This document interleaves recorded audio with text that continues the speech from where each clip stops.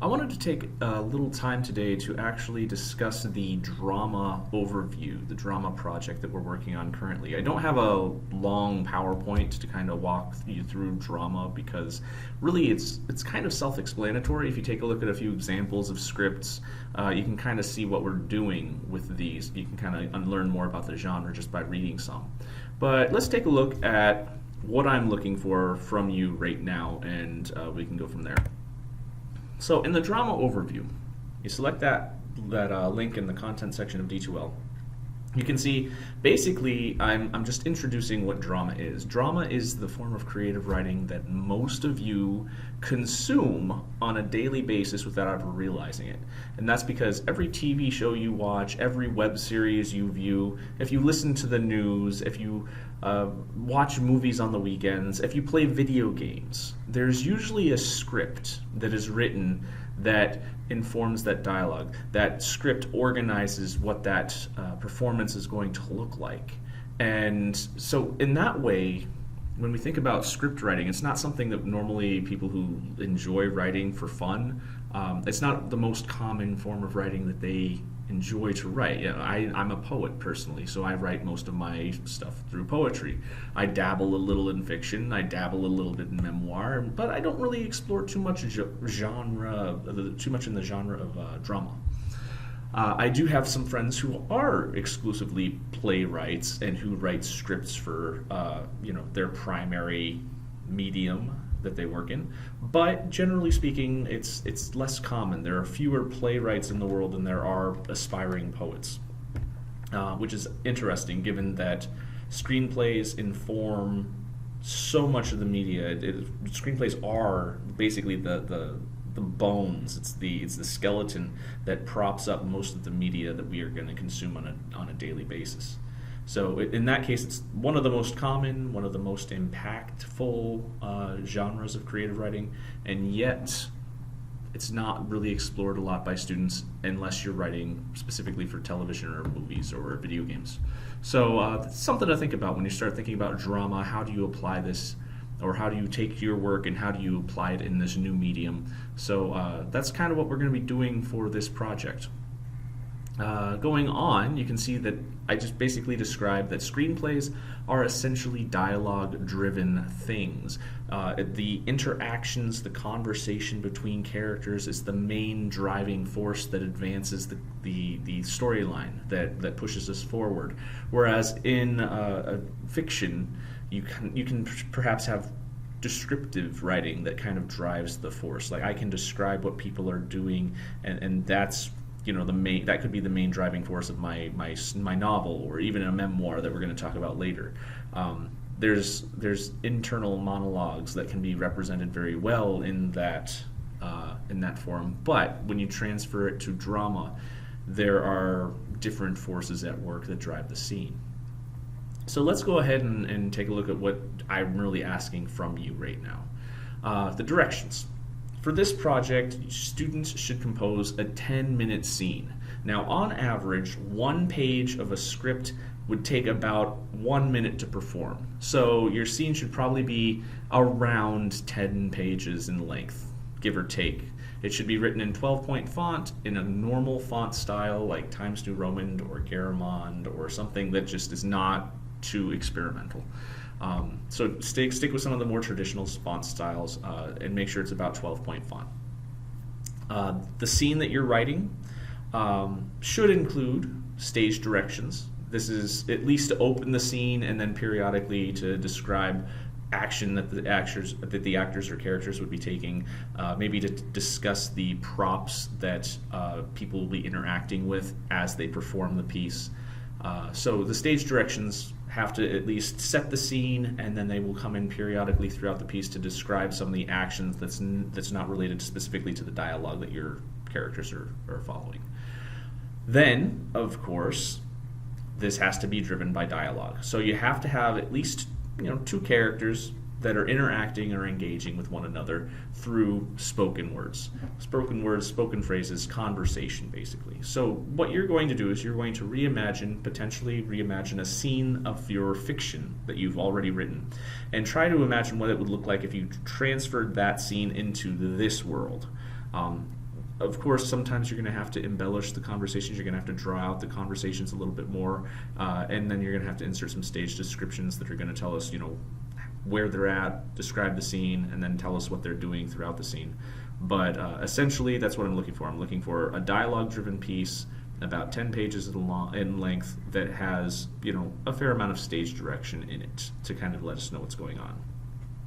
The reason why I'm recommending that students use a story that they've already written is because it's something that you've already imagined. It's something that you already have in your head, and it's something that you could potentially just go to and you could produce something that's fairly quickly just by reimagining something you've already done. Now, if you have other ideas in your head, or if there's some other scene from a TV show or something like that that you'd like to write, I'm okay with you trying to experiment with different things. I'm just saying that if you don't have any ideas, you don't have to reinvent the wheel on this project. What you can do is you can look at your past writing. Maybe you even have a poem. If you have a subject of your poem, for instance, I know some students were writing about the Berlin Wall and what it was like, to see the Berlin Wall. Maybe there's an interaction between two characters at the Berlin Wall that you saw happening while you were there, and maybe you can create like a fictionalized kind of drama about what those two people were doing, or what the interaction, what happened with that interaction. So when we start to think about things, you can look at your poetry. Sometimes we have a little narrative hidden in our poetry that we can kind of embellish and create a dramatic scene around. And then sometimes we have instances where in our fiction pieces, maybe there's a very interesting scene that we want to revisit, and if we were going to take that and transfer it into like a screenplay, what would be going on in that screenplay between those characters? So that's just something to think about.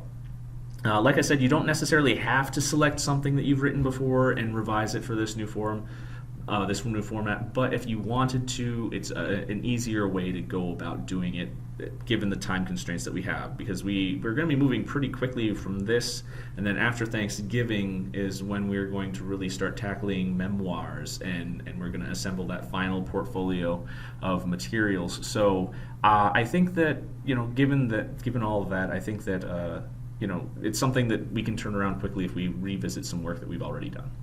So those are my recommendations. As you guys know, we have read the Dialogues of the Gods at this point, or you should have read Dialogues of the Gods at this point. So let's go back to the content section. We can go to the Dialogues of the Gods.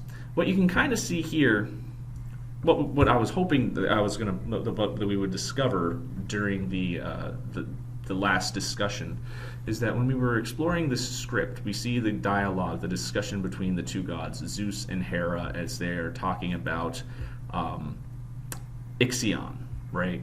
And so we're seeing this dialogue-driven scene, but sometimes we aren't really sure of the context in which it's taking place. So, of course, last week I was asking you guys to write some stage direction that kind of sets up the scene, or maybe to insert some stage direction throughout that tells us what kind of props they're using or something like that. And that's the way I'd like you to reimagine your own work. So maybe as you write your drama, a good place to start maybe with the dialogue. But once you have a basic dialogue kind of set out where the conversation's kind of pretty stable, then you can go back in and insert some stage directions to try to set up that scene. Or maybe you want to start with the stage directions. Maybe you want to set up the scene, start those stage directions, and then you can revisit the dialogue. Whichever you want to do is fine. I know people who have written successful plays and screenplays before, and they use different writing styles, of course, to do what they do. And sometimes people start with the stage direction and build the world, and sometimes people start with the interaction between the characters and then build the world around the characters. Whichever way you want to do it is fine by me, as long as you have a script that's about 10 pages that has stage direction and dialogue between more than one character. As you can see, just simply single space each of the dialogue. So as you're going through and you're having the characters speak, you can have the characters single spaced and then double spaced in between characters. That'll help us to kind of differentiate between what people are doing, and you can also just insert your stage directions in a similar way that makes them stand out. So in brackets, in italics, that would be, this is an example of stage direction, a very light example of stage direction, but you're basically going to make the stage directions stand out. What you could do is you could center this with the brackets in the italics, and that's the stage direction, and that separates the stage direction from the actual structure of the dialogue. I hope that helps. I hope that provides some insight into what I'm looking for from you for this project. Like I said, drama isn't really that hard to write on the whole. If you have an idea, if you have something that you're already working from, it's something it's challenging in the sense that many of us don't write in this, and so transitioning into this sort of format is going to be unique. It's going to be challenging in that sense, but on the whole, the characters have to speak for themselves.